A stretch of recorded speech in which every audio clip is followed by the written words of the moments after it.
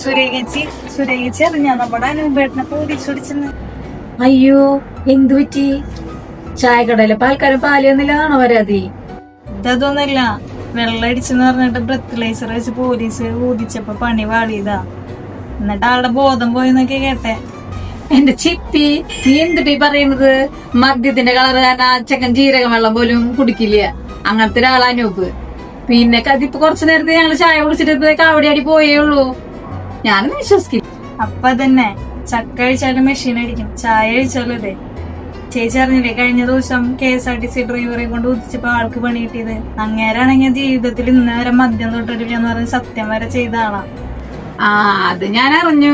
കുറെ നിലവാരമില്ലാത്ത ബ്രത്ത്ലൈസറുകള് കുറെ പാവങ്ങളായി അത് പെടുന്നത്. ഇത് കേട്ടതൊന്നും ആ മെഷീൻ ഈ ചക്കലോബിക്ക് വേണ്ടി പ്രവർത്തിക്കണെന്ന്. കഴിഞ്ഞ ദിവസം വെള്ളറടി പോയില്ല KSRTC ഡ്രൈവർ സുനിലേട്ടൻ, ആളായിരുന്നു അതിന്റെ വരിക. ഈ കുന്ത്രാണ് ഇപ്പൊ വെള്ളടി ഡിപ്പോന്ന് പേര് വരെ എന്റെ ചേച്ചിയെ. ഇതൊക്കെ ഇപ്പൊ ഒരു സ്ഥിരം പരിപാടിയാ. കഴിഞ്ഞ ദിവസം പന്തളത്ത് ചക്ക അയച്ചിട്ട് ഒരു ഡ്രൈവർക്ക് പിടി വീണു.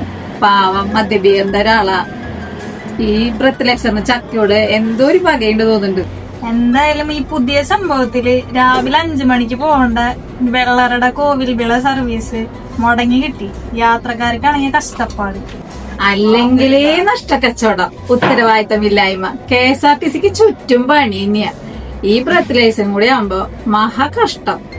ഇനിയിപ്പോ പോലീസിന് മൊബൈൽ രക്തപരിശോധന കൂടി കൊണ്ട് നടക്കേണ്ടി വരുമോ? അത് ഓരോ ഡ്രൈവർമാരുടെ വായിൽ കയറി നോക്കേണ്ടി വരുമോ? അതിലും നല്ലത് ചക്കയും മാങ്ങ കഴിക്കുന്നത് KSRTC ഡ്രൈവർമാർക്ക് നിരോധിച്ചുകൊണ്ടുള്ള ഒരു സർക്കുലർ ഇറക്കുന്നതാ. ചക്ക കഴിക്കുന്ന ഡ്രൈവർമാർക്ക് പ്രവേശനമില്ലാന്നൊരു ബോർഡ് കൂടി വെക്കുക. എത്ര പാവങ്ങള് ചക്ക കഴിച്ച സർക്കാർ ഖജനാവിന് പൈസ ഉണ്ടാക്കി കൊടുത്തിട്ടുണ്ട്.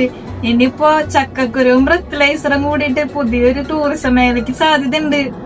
ഇനി രാത്രിയിലൊക്കെ മദ്യപിച്ച് നടക്കുന്നവരില്ലേ, കയ്യിൽ ചക്കയും മാങ്ങയൊക്കെ കൊണ്ടു നടക്കാൻ സാധ്യതയുണ്ട്.